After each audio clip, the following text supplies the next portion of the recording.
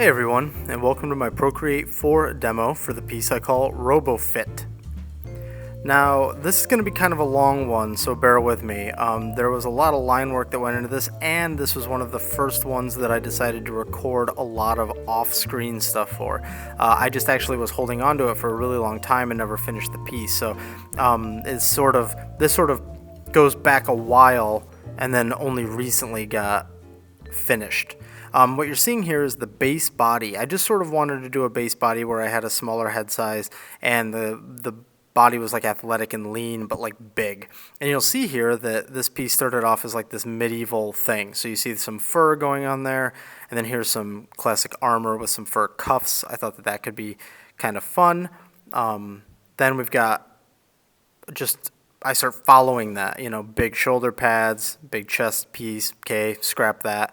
How about a belt with some pouches and a loincloth with some fur? So you can see that I had this strong desire. This is that thing that happens a lot to artists where you have a strong desire to do a thing, but you're not truly inspired to, you don't have like good ideas, I should say. You're not inspired by a specific idea. You're just inspired by like, I'd like to do this, So clearly I wasn't truly inspired. Here we throw this gauntlet that sort of looks a little futury onto him, and then I start with this belt and I start going back to the medieval thing. So you can really see here that creatively I'm sort of all over the map and I'm trying to figure out exactly what I want to be when I grow up, kind of thing. So eventually I shake myself out of this, although I can't remember how long it takes me. So you can see that I'm working on the armor still quite a bit. Here we go. So now we start working on this big chest piece that looks like it could be medieval or it could be futuristic. And then you see with a lot of these rounded shapes, we start going into the futuristic realm. Something that I've been interested in doing a lot was something where we had a high concentration of armor or just embellishments in one area and then not a lot in other areas of the character. Just thought it'd be a fun thing to do. So that's why you see this huge emphasis on the upper body, and then I'm not really getting to anything on the lower body. Once I decide that I want to go for these robotic arms, which you're seeing me rough in right here, and I'm just trying to see if I can come up with a shape that I find interesting in some way. You see me start adding on like a belt, and then the belt I end up scrapping in the interest of having this stark difference between the over-armored, highly detailed upper body and arms, and then low detail everything else. So you see here we get this strap. It's sort of like logical conclusion stuff. Let's put like a harness on them so that these robot arms can stay in place. This is where I sort of decide the attitude that I want him to have, which is this sort of cocky kind of looking. And the way I described it to somebody that I was chatting with online is that he's not the villain and he's not the hero. He might be like the rival to the main character type thing. So you see I've got that armor with the harness, or I mean it's armor or it's actually truly just robotic arms, because you can see that there's not really much space for human arms to fit into the elbow joints once I actually get to the elbow joints. So right now this is me just blocking in, I've blocked in, terminology notwithstanding, this is the cleaner rough. So super rough, cleaner rough. Let's try to figure out what this guy looks like thing. And this is going to take us into what will ultimately be the final design. After I get the designs finalized in the rough sketch stage, I actually took a break from it for a while. I liked it, but I just wasn't in the mood to finish it. So you're going to see these, I shouldn't say you'll see them, because in the time lapse you don't see them, but I'm going to mention these long breaks so that you can see what happens when it sort of gets pushed to the side and then comes back later. So at this point I'm working on figuring out the actual design of this arm. I've got these big circular embellishments that are a little bit weird on the elbow joint, and then I've sort of implied some sort of pneumatic thing in there. Then we've got these hands that looks pretty battle ready, and now I'm starting to put in his like skinny little legs. Now the thing here is you could sort of take this guy in a lot of different directions right now. Ultimately where he goes in this like 80s vibe, but he also didn't have to. He could have gone a few other ways, even without changing the line art. You could also change the line art a little bit and just give him, some actual boots instead of these like sort of spandex boot things. You could give him just a couple little things here and there and really take him out of that spandexy 80s vibe. But he even staying in the spandex didn't have to get super 80s-y. Obviously, once I put that pattern on there in the rough sketch, he's got to get a little bit 80s-y. So now we're going to switch to real-time capture. So this is using the new iOS off-screen capture. At least it was new at the time. It's already been out for a little bit now, and I've actually done some pieces where I have used the capture before releasing this video. But like I said, I put this guy down for a long time and then finally came back to him. So from the rough sketch to me doing these tighter lines, there was a period maybe of about 2 weeks, 3 weeks or something like that in between. And then I sort of have this folder I keep around on Procreate that's called, wow, I don't even remember what it's called, but the gist of it is work in progress or come back to it later or hold for now type thing. Every now and then I pop into it just to see if an idea there has seemed better to me now. So here I've kept him around and I've sort of resurrected him so that I can say, okay, yeah, sure, there's some merit here. I'm going to keep working on him. But I actually don't work on him for that long. In fact, when this direct capture is done, I'll move on to something else in life and then come back to it again for the next section. Part of my inspiration around this character as a whole was just some of the anime that I watched growing up and some of my favorite animes still to this day. I wanted to do something that had a vibe like that stuff, but not actually be specifically from anything or trying to copy any specific look. I just sort of wanted to be in that area.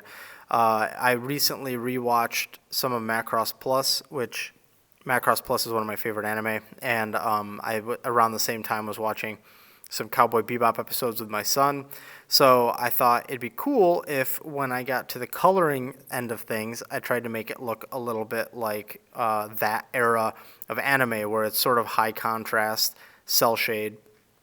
And so sometimes what happens to me is the interest of what I want to do with it when I get to the colors overrides my desire to finish the lines, and then it ends up manifesting as me just not wanting to finish the piece at all. And that is actually what happened several times throughout doing this. There are some pieces of art that are almost like eating your vegetables. You know that you're going to learn a lot doing it. You know that it's going to be a cool piece when you're done, but you just kind of don't want to do it. And you really just have to find the reason to do it. And so what I did, because this wasn't for a job, this wasn't something specific that I had to get done, I just went with the route of putting it down and picking it up and putting it down and picking it up. And that's one way that you can try to get over this. Now, I didn't speed this up at all, and I didn't edit this part at all, so it's going to go a little on the long side, but I know that people are interested in seeing more how it happens in real time, so I want to make sure that it isn't edited for those purposes. I went in and I sped up a couple of the time-lapse sequences just a little bit because this thing was running about 90 minutes. And while I'm sure some of you out there would say, that's fine, 90 minutes is cool, we don't mind, there are probably others that are like, Jesus Christ, 80 minutes, I don't know if I'm going to sit through this one. And frankly, I have to talk through a lot of these. And sometimes the only thing that I can say about a section is, and then I drew it, so I tried to speed up a little bit to save some time here and there.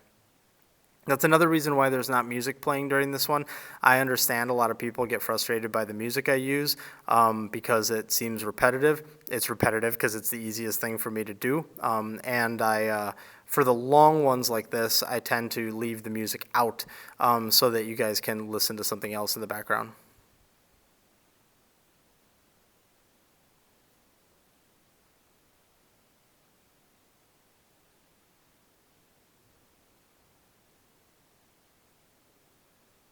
So you can see a lot of rotation going on when I'm doing these drawings.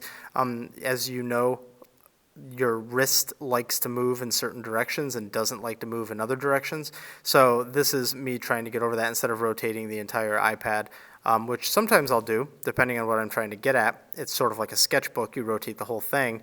But you can get around that digitally, so that's why you see a lot of those rotations.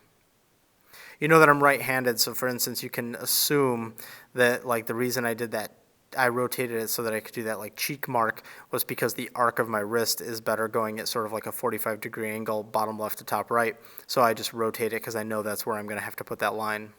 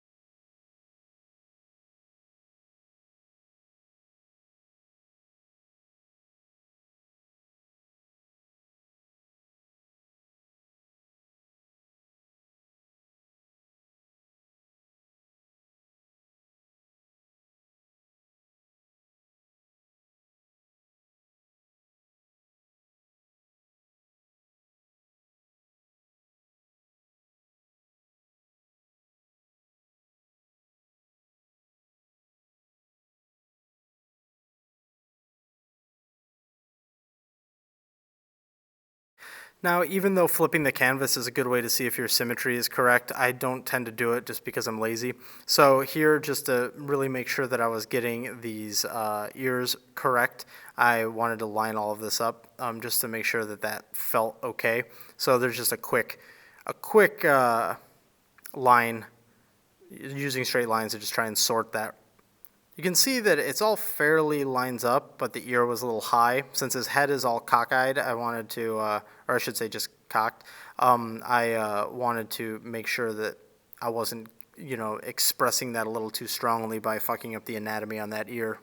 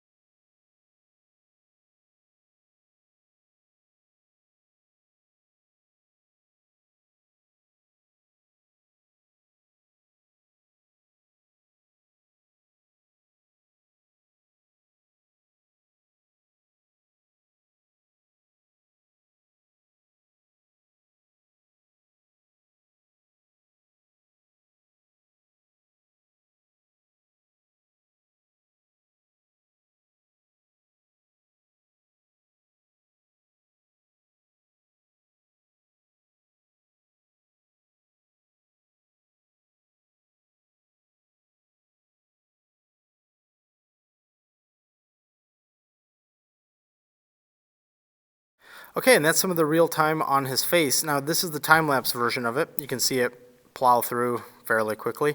The actual real time wasn't too long, although I probably would have gone quicker had I been, under some sort of a time pressure. Again, I usually do these types of pieces because my day job, I'm trying to get things done, and when I do these for you guys, I'm usually watching TV or something like that. So I don't really plow through it, especially because usually I'm going to time lapse it and then it's all going to get crunched down anyways as far as time is concerned.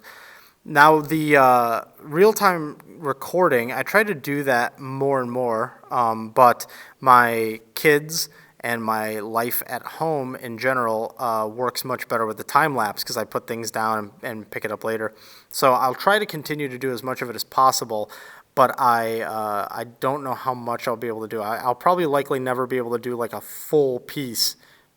Oh yeah, there's me messing with some brush that was really crazy on accident. That's what happens when your kid takes over your iPad and then you get it back from him and find out that there's some crazy brush he selected.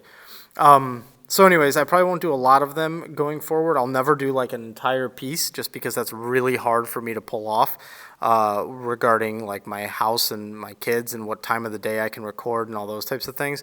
But, never say never, but I probably won't ever be able to get to that.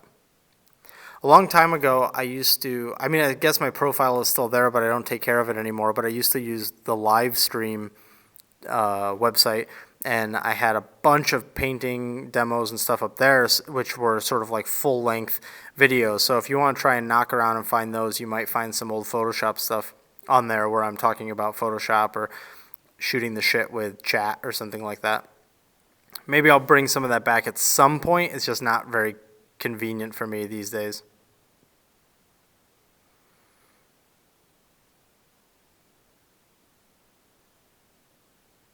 So now we're going to work on the shoulder and try to get this as put together as possible, as fast as possible. Unfortunately, there's not a whole lot more to say about the drawing process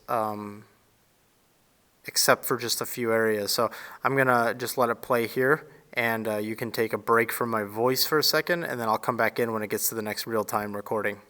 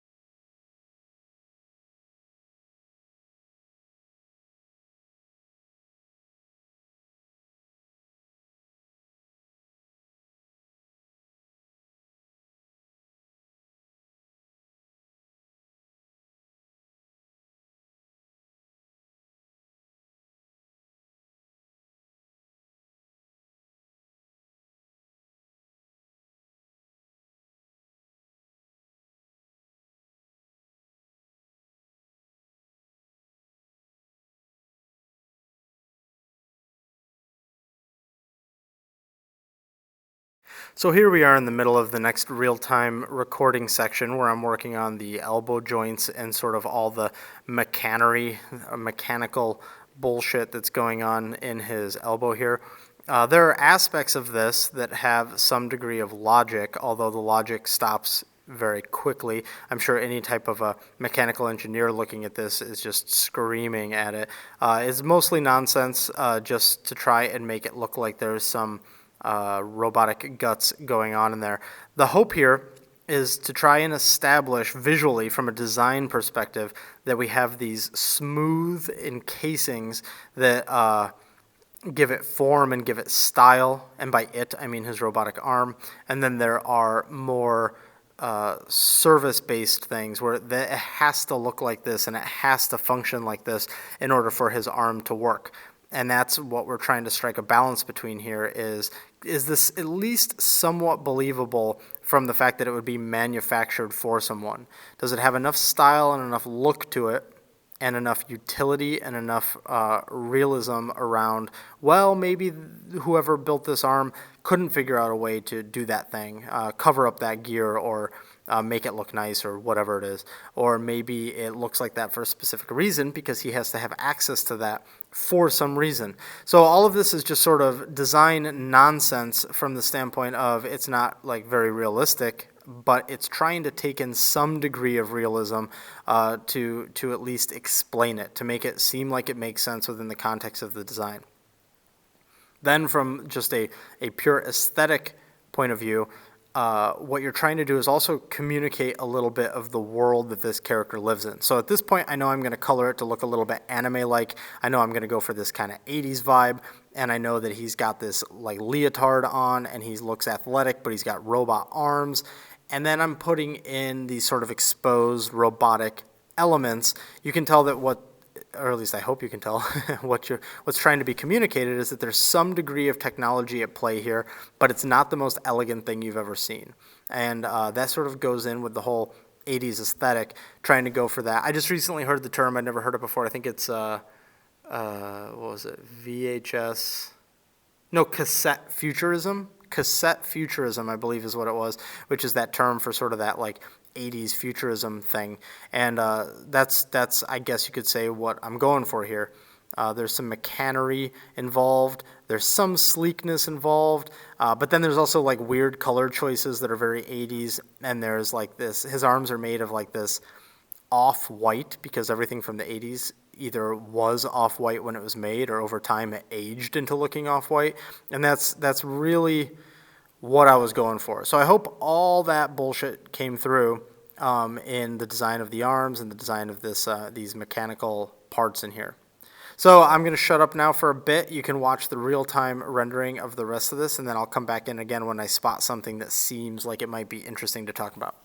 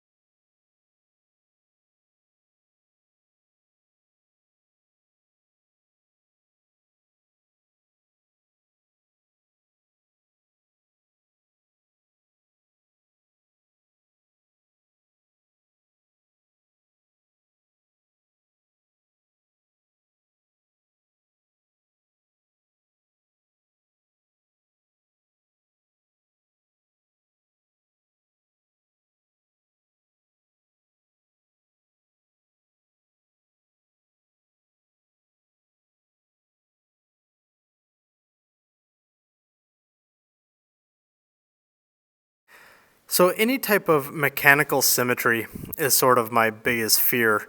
When you have to get really precise about replicating something on the other side and you have its mirrored version of it sort of right there staring at you so that you can compare it.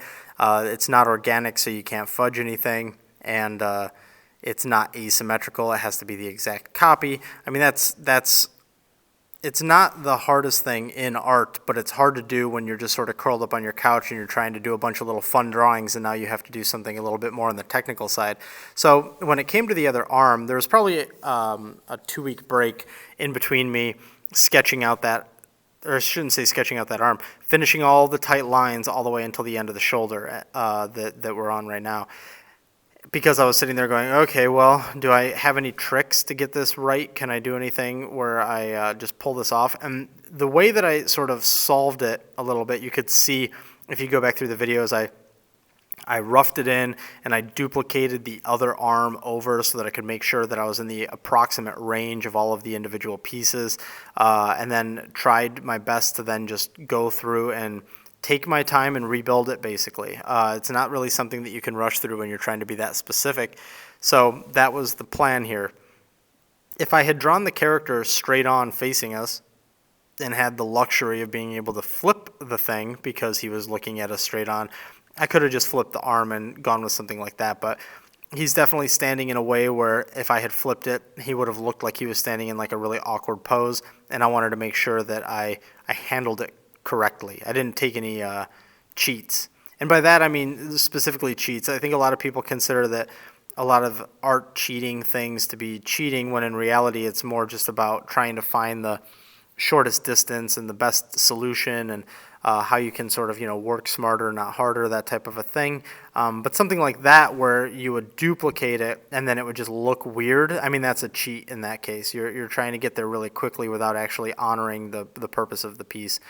So you can see there I duplicate over the wrist, I flip it and duplicate it, and that made sense to me because since it's perfectly circular and, theoretically it would be the same when you're viewing it from different ways, I thought that one I could definitely get away with. But certainly the hand would be resting how you see the hand is being drawn right now. I couldn't duplicate the other one, so that was all the logic there. Redraw the arm, make it close, duplicate the wrist bit, the Chun-Li bracelets, and then sketch in the hand. Look completely new. And in a second here, we're going to get to some of the stuff that I think most people were probably questioning the most, which was the coloring technique on this. So lines are done. So I make them purple, and I duplicate them, and I blur them, and I make them all multiply. I did that quick background, which was just darkening it blue and putting that gradient in. And now when it comes to how I'm flatting it in the way that I always flat anything when I'm doing sort of flats and shadows. But the difference here is I'm starting to process how I'm going to do the shadows. I know that I want it to be high contrast like those anime that I was referencing before. So here I'm just sort of thinking about that as I'm going. I knew that I wanted to go for an 80s vibe, so obviously pink and aqua and sea foam and things like that are going to be in our future, which is what you see right there. I did that not with any sort of cool trick. I literally just made the stripes and then cut them out on the form of the body. And now here I'm flatting in his arm. At some point here, my wife mentioned that his hair being blue, while it made sense in a future setting, she thought it'd be better if it was blonde. So eventually you see it flip to blonde because it sort of sells a little bit of the 80s-ness a little more. And it also makes his head stand out. It's a great color theory idea to make his head pop by not making his hair the same sort of color and palette as his background and his a little bit of his leotard and stuff. So I want to keep these colors for the arms a little on what I would refer to as the gross side. I want them to be not bright white. I want them to be a little yellowed. I want them to be grays and yellows and off-whites and all these colors because I think that's what's going to sell the 80s vibe of his arms the most. It sort of fits the aesthetic of a lot of electronics and robotics and things of the time.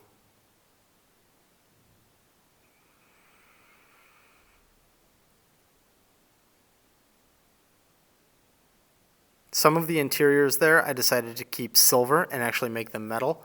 Now here we're into the actual shadows. The shadows for this were done with a black set to overlay.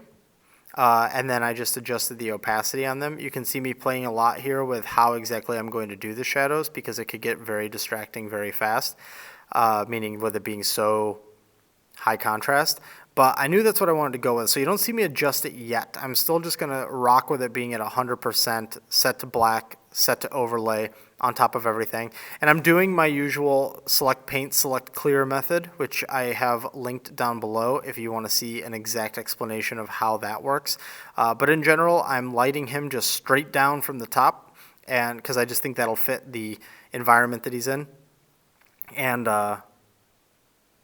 this part is just sort of, standard shadowing, shading, putting in shadows technique when you're looking at something that has to have a hard edge. It has to be cell painted like that.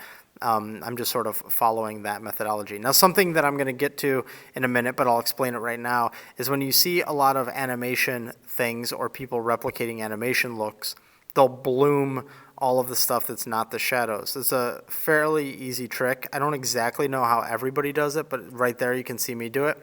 I essentially duplicate all of the flats, and then I select all of the shadows on the flats and delete them, and then blur all of the highlights, all of the flats, and then select the opposite of the shadows and delete them. So what that ends up doing is it ends up creating a bloom on the interior of the shadows from all of the flats. And I'll do a quick breakdown at the end of this so that you can see exactly what I'm talking about when I show how I do the VHS technique. I'll also show how I do the bloom technique. So here we're just going in and continuing the shadow pattern. Everything is shadowed straight down, just making sure I wrap it up. If you look at the select paint, select clear method, you'll see why I'm at the stage I'm at. It's all based on my layers and what they're set to.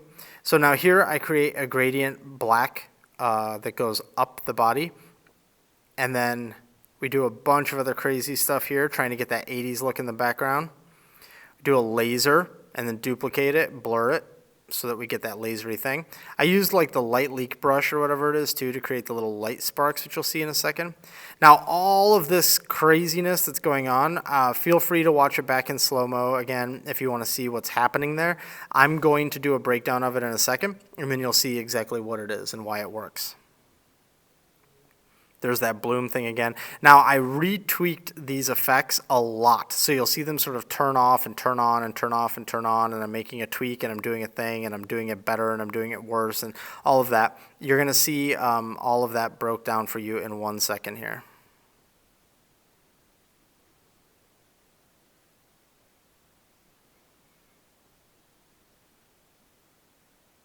All right. And the last bit of tweaks there. And that's it. That's the final piece. So just to run through it so you can see it. Here are the lines. Here are the flats and shadows without any effects. And then here's all the effects and everything to make it all super 80s.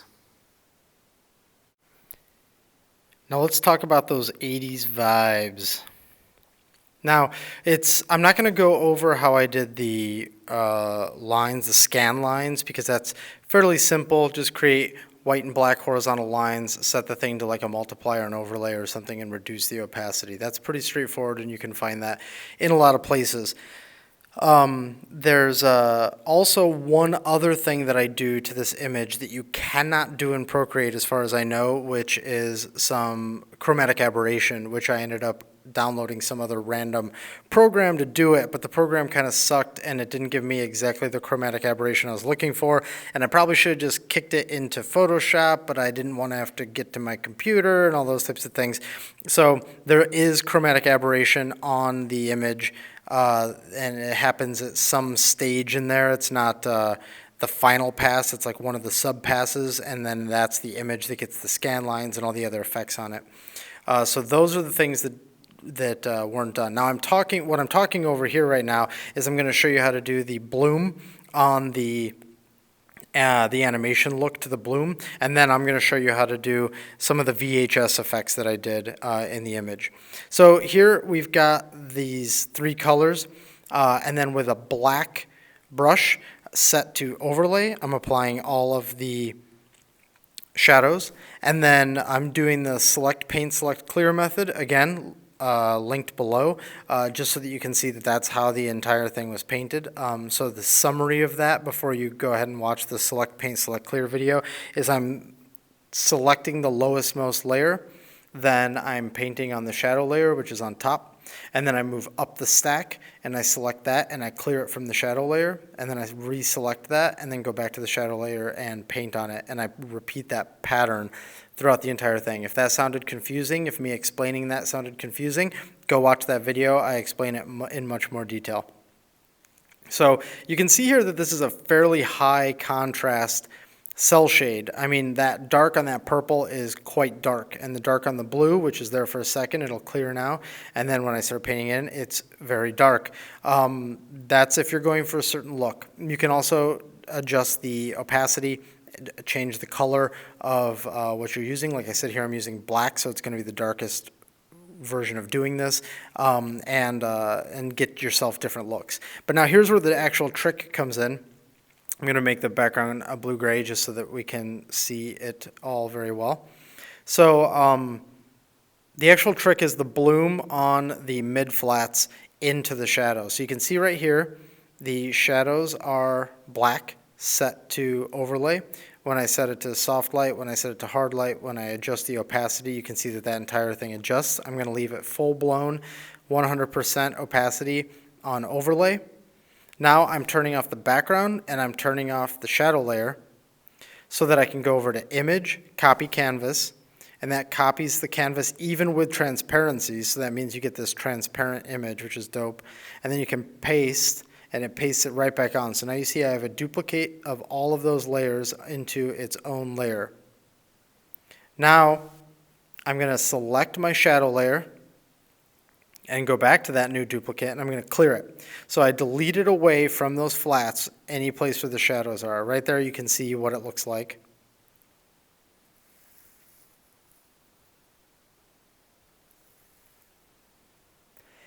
Now we turn that shadow layer back on so that we can just see what we're doing here, and we go to the newly cleared flats layer, and we go to Gaussian blur and we blur it. And you can see as I'm blurring this, the flats are encroaching into the shadow. So if you're not thinking of it in sort of like art program terms, the light part is bleeding into the shadow part.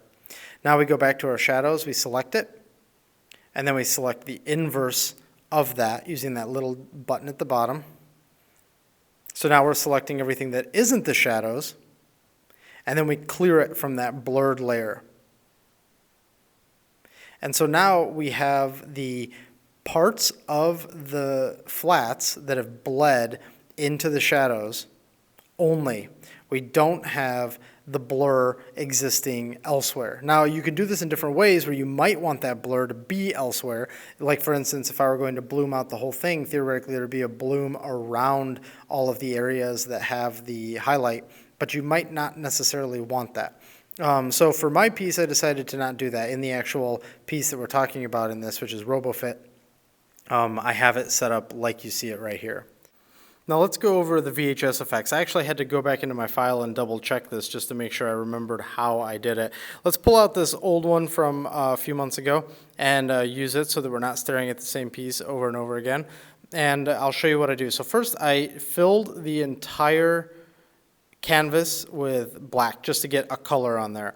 And that gives me a perfect square or a rectangle that I can then manipulate. So now I manipulate that down and I create a band. And this is where the banding is going to happen from the VHS effect that I tried to go with. And now the way that I did this, by the way, was I Googled VHS tapes so that I could see what it looked like, and then just tried to sort of retroactively recreate that based off the tools in Procreate. So you can see in this spot now, I fill it with a black bar, and then I make it white just because I was too lazy to switch the swatch that I was on.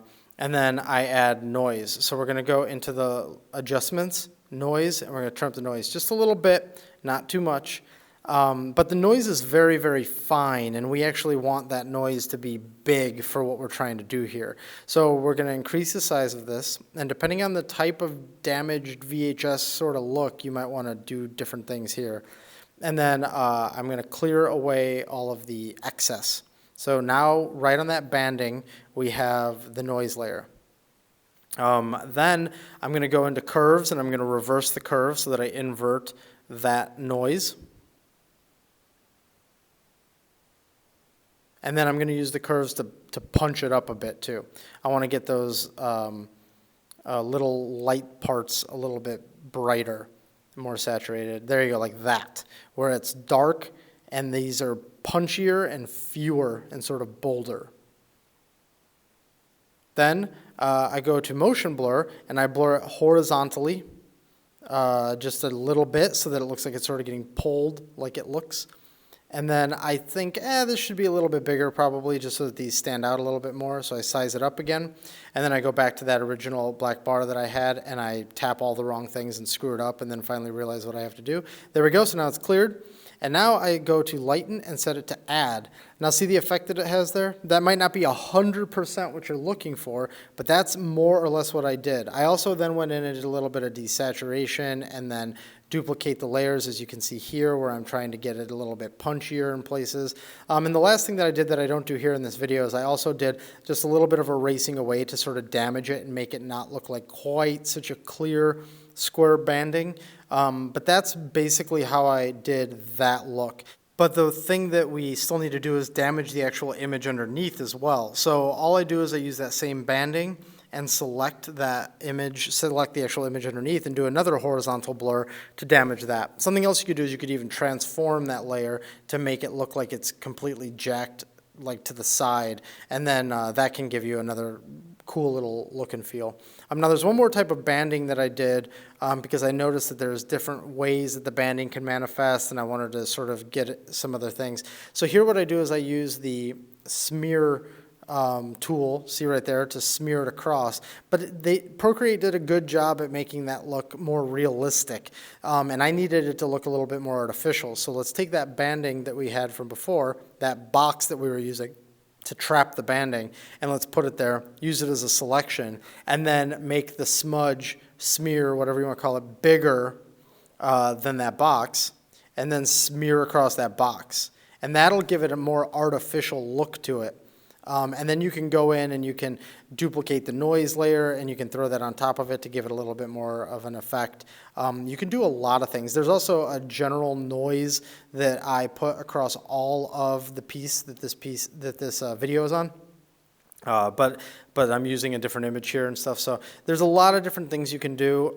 What I've shown you here is also the most rudimentary version. I put a little bit more energy into the version that's in the video. So play around with it. The last few things I did was I did this, which was just like a glare, like almost like it was from a TV screen, but it's really subtle. And then the last trick I will show you is the way that I do a really quick vignetting. So I fill the whole canvas with a box and then shrink it a little bit. And then I blur that quite a bit, like that. Then on a new layer, I'll fill that in black.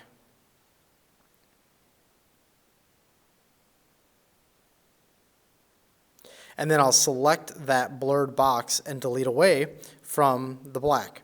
Now I can adjust this black vignetting however I want in order to just control it. And that's all the tricks that I used, minus just a couple little refinements for getting that 80s VHS look in the piece. So thank you for watching. I hope you enjoyed this. I know it was a long one, but I hope all of the little tricks and stuff were fun. And I hope you appreciated me rambling incoherently for this long. If you enjoyed watching, please consider liking and subscribing, and I'll see you guys on the next one. And if you're looking for me on the internet, these are the places where you can find me.